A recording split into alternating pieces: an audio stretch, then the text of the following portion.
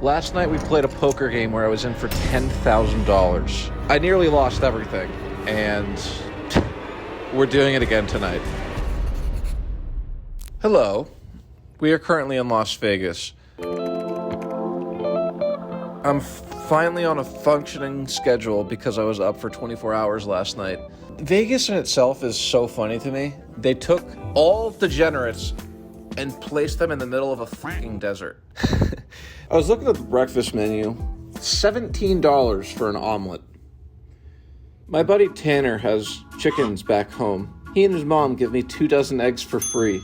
If Tanner came to Vegas and saw the price tag for eggs, he'd lose his marbles. By God darn it, damn it, I paid what the fuck? Oh, you want any flavor? Additional 5. If you want a lot of flavor, it's 10. It has to be relatively healthy and rich in protein because we're bulking. Let's get after it. Dude, that's hysterical. I found a cheap breakfast. I thought it was Dunkin's at first, but considering it's Burger King, I think the most likely scenario is they ordered it last night when they were pissed drunk, fell asleep, got delivered, no answer. Still hilarious that it's right outside my door though. Before breakfast, we're taking a little bit of a detour. This feels like a football stadium entrance. Jim, where are you? They have a kid who wants to work out, burn a few calories, get the heart pumping. God forbid he ever find thing. Excuse me, do you guys have a weight room? A gym? Close way. This place is massive. Yeah. Next to the elevator. I was like, this place is massive. She's like, haha, stupid kid. It's this way. I was like, okay. Can I be blatantly honest here? I don't really want to do anything. I don't want to upload. I don't want to edit. I don't want to play poker. I just want to sit in my bed and rot. I don't know why. I get this lingering sense of meaninglessness, as if none of it actually matters. I think I view life as one big game, and then within the game, humans have created a subset of games. Back in the ancient times, they used to throw a ball, and the losing team would get hung. So we've lowered the stakes a little bit, but it's still just as entertaining. And there's now a deeper level with all of this content creation. We're consuming more content than we're actually creating. I can easily sit on my phone and waste 12 hours scrolling mindlessly on TikTok. And if you think about it, 12 hours, you sleep for 8. I'm spending 75% of my life aimlessly scrolling on my phone. It's like most of us aren't even living anymore. We can go even a level deeper than that. People dedicate their entire lives to something. The NFL or the NBA or filmmaking. But does it really matter? Because we created it. It's all for entertainment. Is entertainment the purpose of life?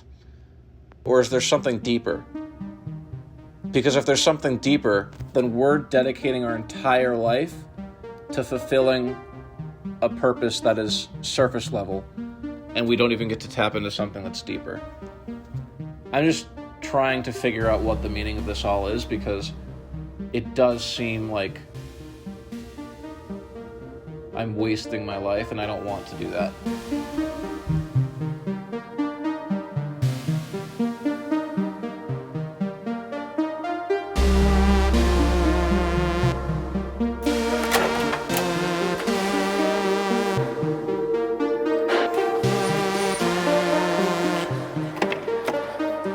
Yep.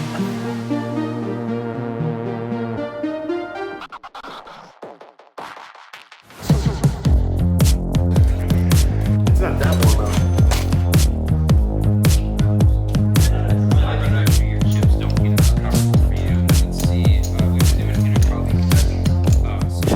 We're about to play a really interesting game. It's a cash game tournament. We all buy in for $2,500. $500 gets taken from everyone's stack and placed into a prize pool. This game is hosted by Poker Night America, who puts an additional $500 into the prize pool. So we each start with $2,000 in chips. You can't add on, and if you go bust, you're out. The game is only 90 hands long. At the end of the game, every player keeps what's in their stack, but first place wins an additional $3,500. There are 3 different levels: 30 hands at 510, 30 hands at 1025, 30 hands at 2550. With that being said, let's get into it. About 40 minutes into the stream, we pick up pocket aces. We're on main character timing. I love it. I raised to $25. The small blind calls, everyone else folds. Heads up to a flop of King, Queen, 8. Branson checks. I bet $25. Branson rechecks his cards. He's like, do I have what I think I have? Yep, I do. He makes it $75. I already hate it. This is a board that's supposed to be so much better for me. I raised under the gun. There's a king, a queen. I have the ace of clubs on a 3-club board, and yet Branson's still raising. Branson, nicest guy you'll ever meet. He's in it. He's not bluffing. But we have several ways we can improve. I decide to make the call. The turn card! All right, that's not really what we're looking for. At this point, I really hope Branson checks it over to me. He doesn't. He bets $175. Oh, God! I have aces, dude! And a flush draw! The guy on my left is laughing. He's like, Dodie ho ho ho ho. I'm ready to put my head through drywall. I'm pissed. I decide to make the call. We go off to see one last card. Praying to see a club. One time for the 1. Dealer! 1 time! Or not, and it bricks out. All right. Now the best thing we can hope for is Branson to check. We can check it back and see a cheap showdown.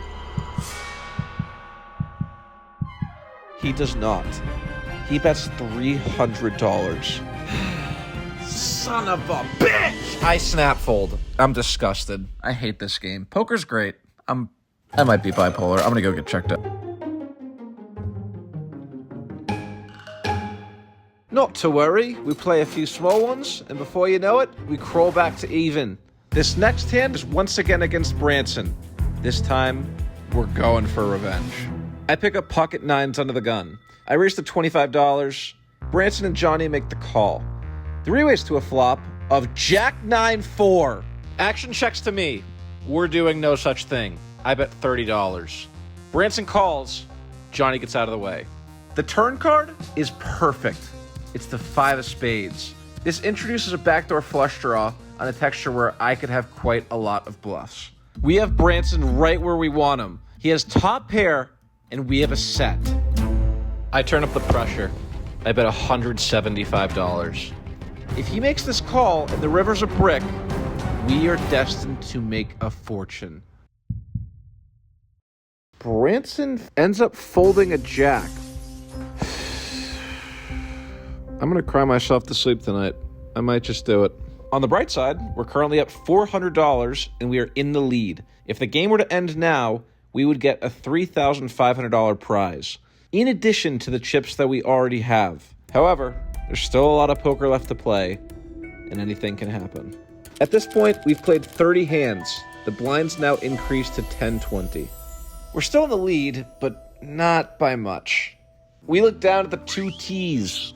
I open to $50. Mr. Clean makes it $150. That's f***ed up. This is Brock Lesnar. He's a WSOP champion. I am an asshole. Before the stream started, I asked him, hey, do you play poker? No clue. God bless my soul. I make the call. Flop comes above average. I check. Brock bets $75. I think the standard play is to call, but set go brrr. I raise to $250. Trying to pile it in against hands like Ace King, Ace Queen, Ace Jack, King Queen, King Jack, especially hands that contain 1 diamond. Brock doesn't think too long before making the call. We go off to a turn card. I'm praying to see anything but a diamond, Queen, Jack, Ace, King. Okay, there's actually a lot of cards that I don't want to see. Dealer! Give me like a offsuit 4, please. Thank you. Thank you very much. I continue betting for $400. Brock doesn't think for a second before folding. We get very lucky. Take down a little pot. And by little, I mean quite significant for the big. The piggy's happy. We put even more distance between us and second place. We are $700 ahead of any other player. A few hands later, we look down at Ace-7 of spades. Brock makes it 50. The small blind calls. I come along as well. I'm like, oh, I gotta sneeze.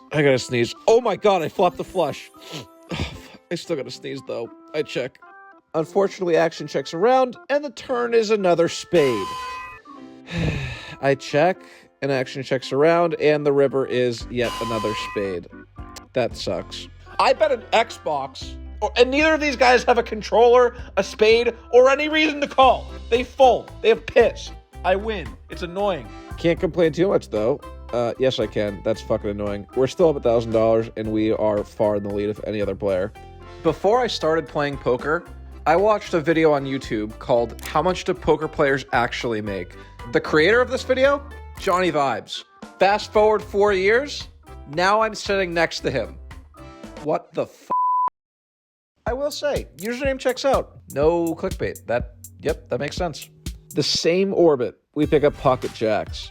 Johnny raises the $50. I said, that's not enough. Let's make it $150, shall we? Johnny's like, all right, I call.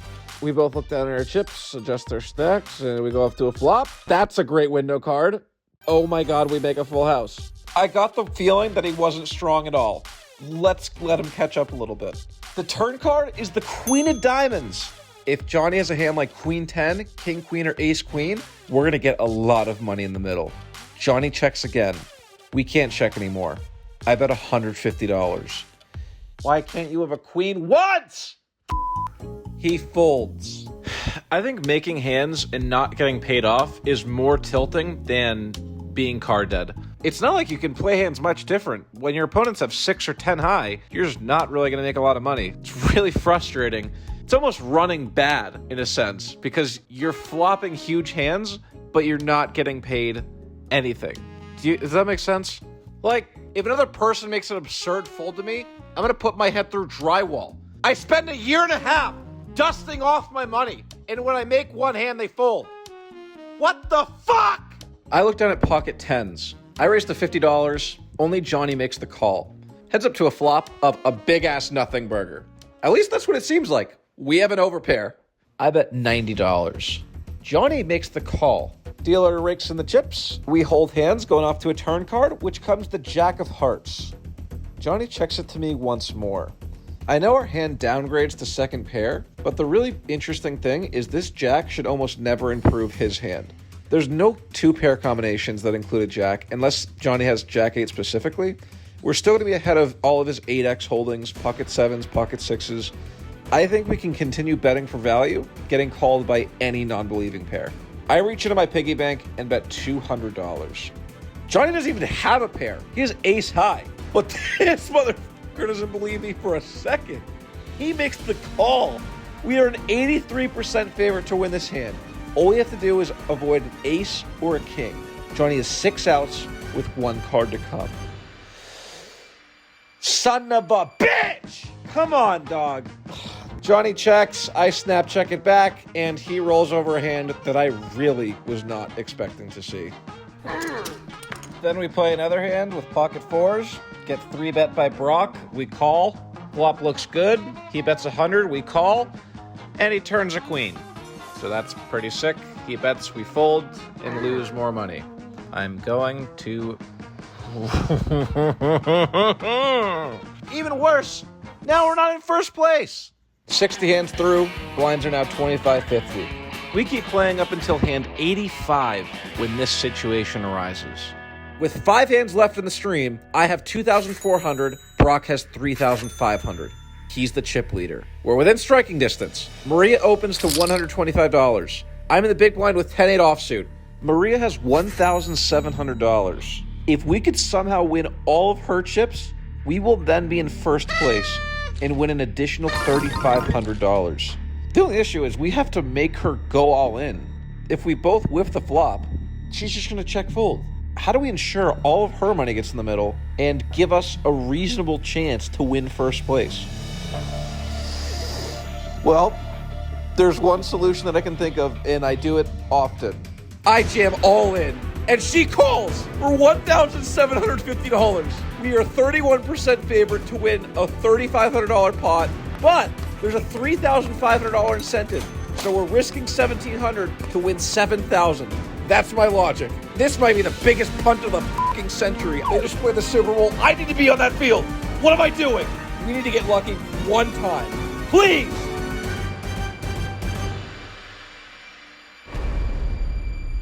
Alright, I'll go fuck myself. We needed 9. Please! We still have 11%. We're not even dead. That's the crazy part. Come on!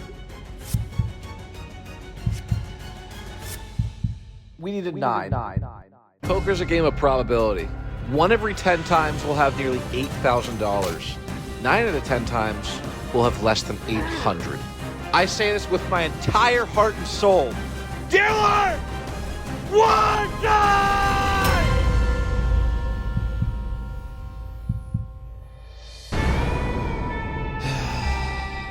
Shortly after this, the stream ended. We are in shambles. Sometimes risk pays off. Other times, you're left empty-handed.